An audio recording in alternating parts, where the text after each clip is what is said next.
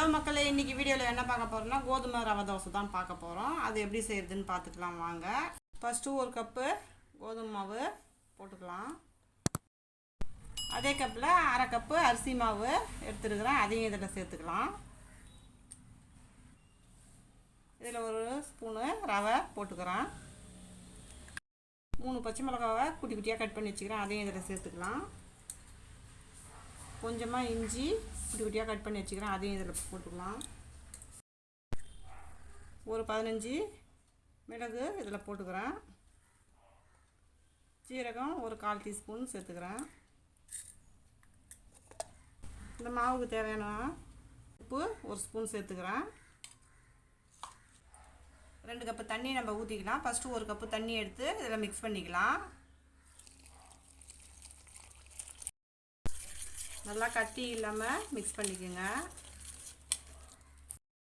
இப்போ இன்னொரு கப்பு தண்ணியும் நம்ம இதில் சேர்த்துக்கலாம்.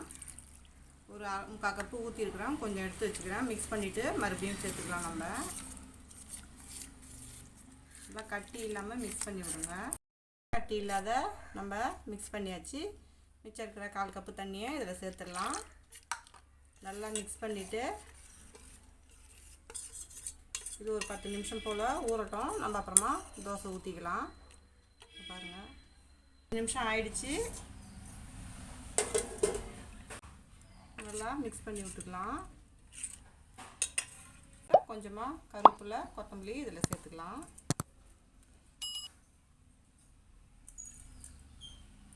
குட்டி குட்டியாக கட் பண்ணி வச்ச வெங்காயத்தையும் இதில் சேர்த்துக்கலாம். இதையும் சேர்த்து நல்லா மிக்ஸ் பண்ணிக்கோங்க. ஒரு வெங்காயம் நம்ம குட்டி குட்டியாக கட் பண்ணி வச்சு தான் சேர்த்துருக்குறோம். இப்போ போய் நம்ம தோசையை ஊற்றிக்கலாம் வாங்க. நல்லா காஞ்சிடுச்சு. நம்ம ரவை தோசை எப்படி ஊற்றுவோமோ அதே மாதிரி தான் இப்படி சுற்றியும் வந்து இப்படி ஊற்றிக்கணும்.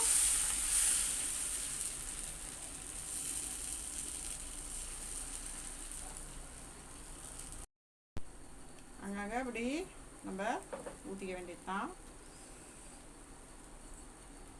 எண்ணெய் கொஞ்சம் இதில் சேர்த்துக்கலாம்.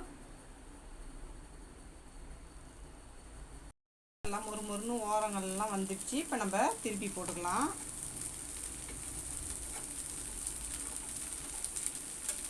அப்படியே பொறுமையாக திருப்பிக்கலாம். நம்ம இப்போ பொறுமையாக ஓரங்கள்லாம் இப்படி எடுத்து விட்டு நம்ம திருப்பிக்கலாம்.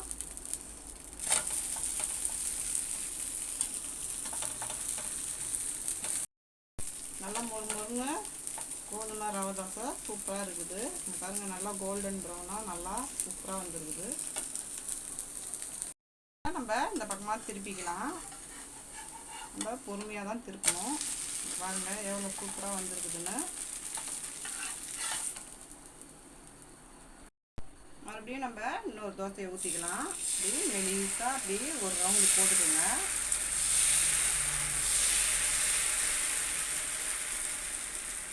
இதுக்கெலாம் வந்து ஷேப்லாம் கிடையாது.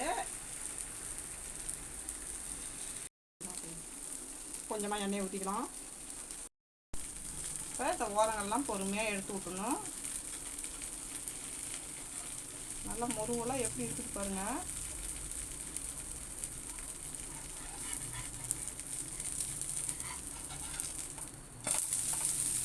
கோதுமை ரவை தோசை சூப்பராக இருக்குது, மொறுமொறுன்னு. இப்போ திருப்பி போட்டுக்கலாம்.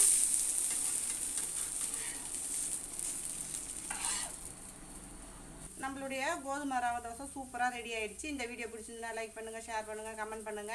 மறக்காம நம்ம சேனலை சப்ஸ்கிரைப் பண்ணிட்டு பக்கத்தில் இருக்க பெல் ஐக்கான் கிளிக் பண்ணி ஆல் கொடுத்துருங்க. தேங்க்ஸ் ஃபார் வாட்சிங்.